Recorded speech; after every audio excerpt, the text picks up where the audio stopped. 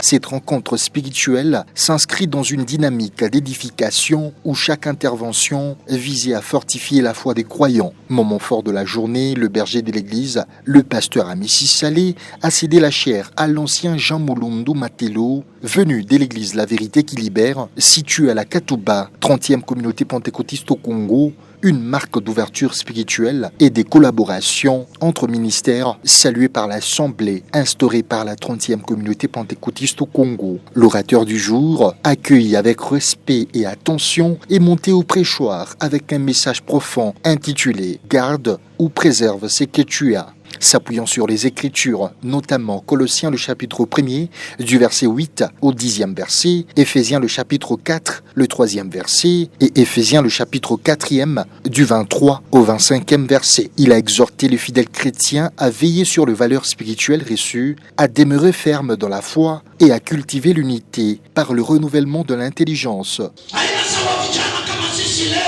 n'est pas comme des jeunes aujourd'hui. Dieu t'a accordé une grâce. Tu as commencé à rêver. Tu as commencé à prophétiser. Et des choses s'accomplissent. Et là, tu oublies ton père. Tu oublies celui qui t'a envoyé. Tu oublies celui qui t'a enseigné. Tu t'es l'homme toi-même et ton bishop. Le diable est en train d'appeler. Mauvaises choses qui doivent les dévoiler loin des yeux. Et aujourd'hui, nous vivons ces genres de choses. Les gens croient à la prophétie et résistent de croire à celui qui donne la prophétie. Les gens s'apprêtent à écouter les mensonges au lieu d'écouter la vérité. L'église aujourd'hui ne prêche plus sur le péché. Lorsqu'on prêche sur le péché, les gens vont quitter l'église. Les chrétiens d'aujourd'hui veulent qu'on les amadou. Laissez-moi vous dire. Ce n'est pas prêcher ici qui va m'amener à entrer au ciel.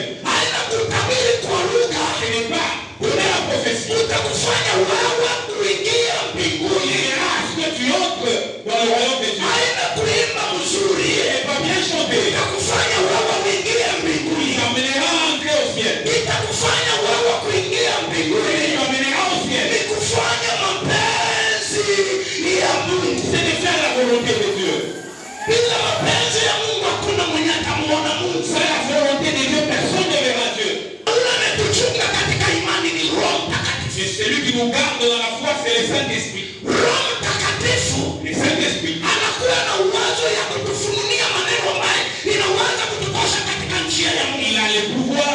révéler des choses qui peuvent nous emmener loin de Dieu.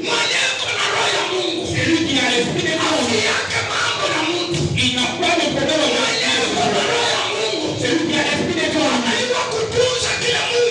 Dieu, il sait garder ce que Dieu a placé en lui.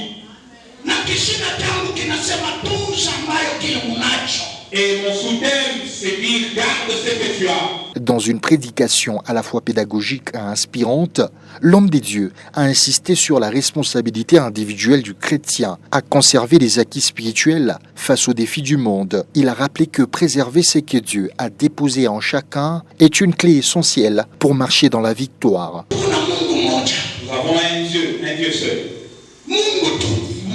Un seul Dieu. Une seule fois. D'où viennent les querelles? Dans l'église, nous apprenons qu'on met des poissons dans les enfants. Que quelqu'un a bien chanté. Les gens ont apprécié. On l'a même marié. Elle a bien chanté.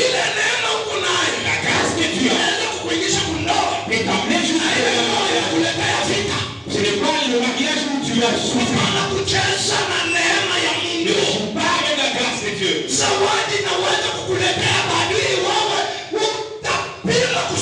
Les dons peuvent ressusciter le mort et tu vas périr. Le problème, ce n'est pas le don, mais ce sont les actes. Les actes. Et quels sont tes actes? Les commérages à l'église viennent d'où? Garde ce que tu as. Tu sais quand la quantité de prières que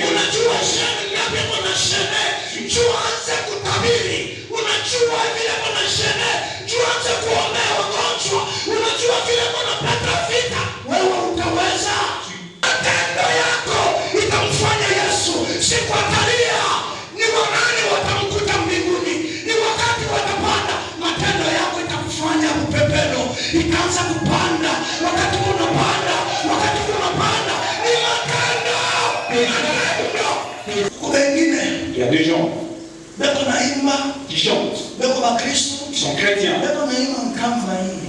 ils ont une corde à la hanche.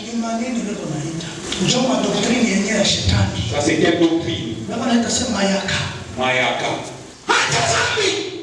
Abandonne le péché. Abandonne les mauvaises choses. Et respectons Dieu.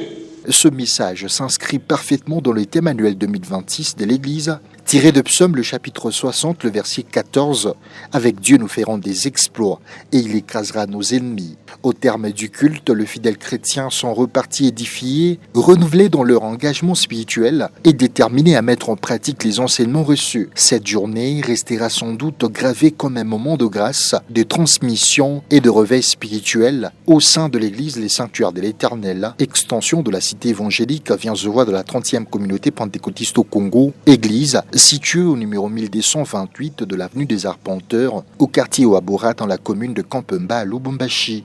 Un culte riche en enseignements, dans une semaine placée sous les signes de l'éducation chrétienne et de la manifestation de la puissance des dieux.